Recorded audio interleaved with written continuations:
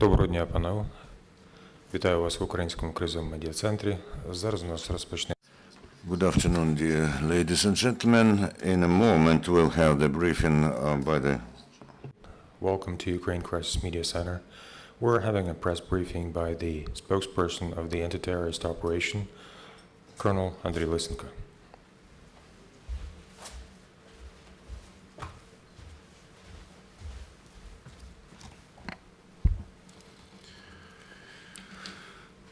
Доброго дня, шановні. Good afternoon, dear colleagues. Yesterday, members of the illegal armed formations have staged 34 armed provocations against the forces of the anti-terrorist operation. Next to the settlement Luhansk, a sniper was working, and the biggest number of provocations with the use of small firearms and automatic grenade launchers was next to the settlement of Shirokine and next to Donetsk airport. Even today, after midnight, the militants have twice launched armed provocations against our fighters next to the settlement Opitne, and at 6:15 a.m. they have shelled and fired at the position of the armed forces next to Shirokine with the use of mortars. The Ukrainian military have fired in response, and they have destroyed the fire point of the enemy. According to the advisor of the Minister of Interior, Zoran Shkirak, the enemy continues to concentrate heavy machinery, tanks, armored vehicles and artillery next to Novoazovsk, Sakhanka and adjacent settlements.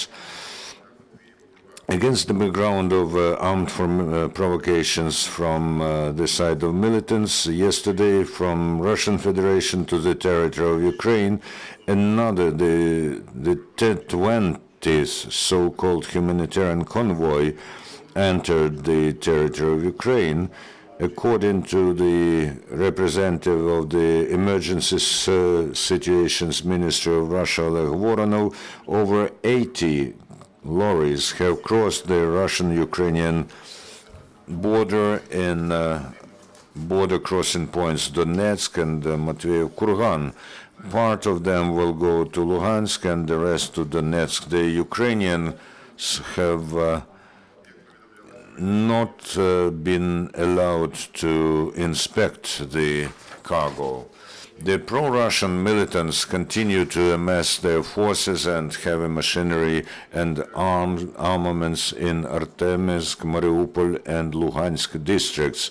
We see the more active actions of enemy subversive and reconnaissance groups in Donetsk and Luhansk sectors.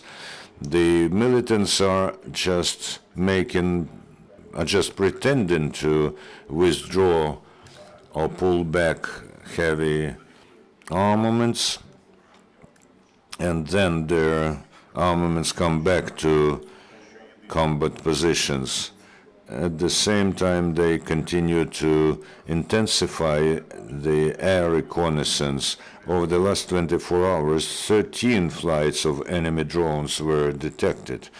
Over the last 24 hours, the Ukrainian military have sustained no casualties. One Ukrainian military was wounded.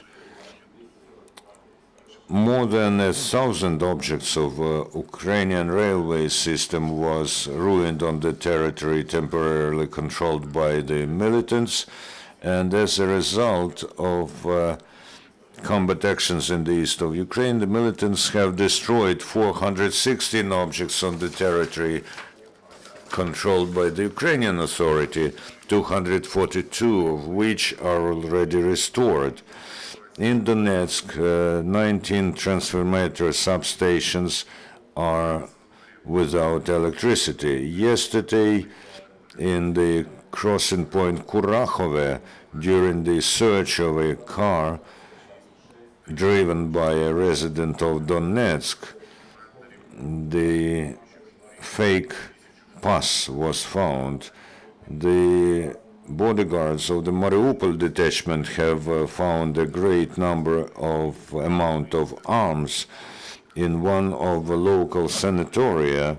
They have found and confiscated 10 grenade launchers RPG-25, 6 grenade launchers RPG-18, 2 grenade launchers RPG-26, 32 hand grenades, 20 detonator, and 1,620 rounds of ammunition to different arms.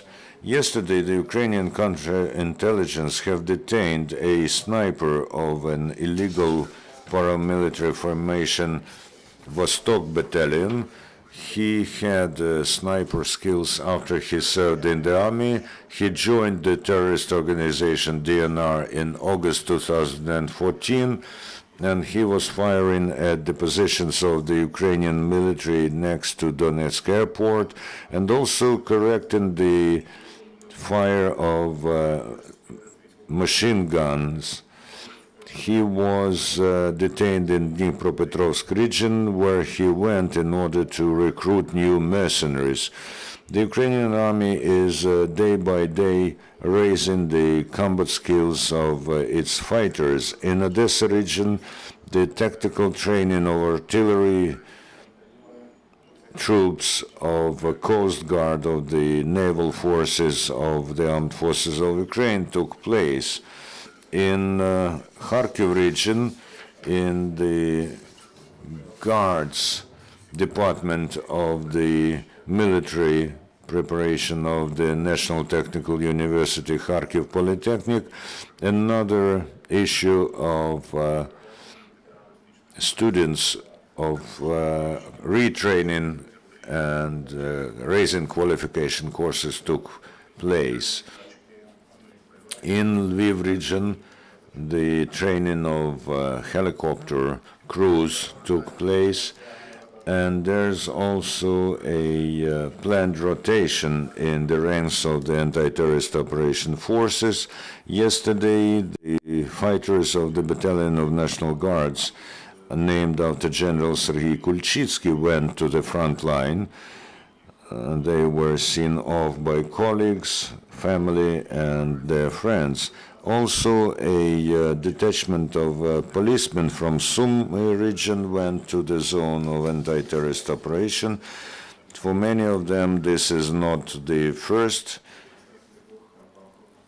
mission trip, their tour of duty.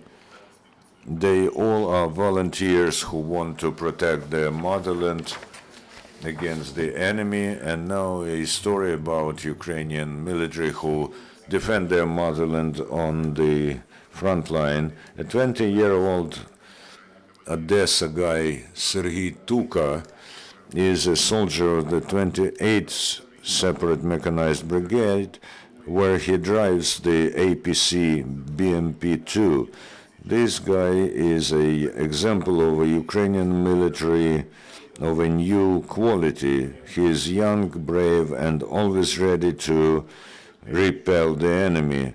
For 18 months of his military career, he spent a year in the anti-terrorist operation zone, and for the last 6 months, the unit of Serhiy Tuka is holding the positions against the Russian and terrorist groupings in Donetsk region. For a denser defense, the Ukrainian APC crews were digging deep into the soil. Soldier Tuka tells that from time to time they're being fired upon from submachine guns and machine guns, and the 2nd and 14th of February were really hot when they were shelled with cassette rounds from the multiple rocket launchers Uragan. At the moment, the situation there is a calmer. However, they do not lose their vigilance. Serhiy Tuka said that when their APC was put out of order, the soldiers decided not to wait for repairmen, but they repaired the vehicle with their own hands. So the Russian invaders and the militants have no chance to undermine the strength of the Ukrainian army. The international community understands the danger of the Russian aggression, and they are actively supporting the strengthening of Ukraine's capability.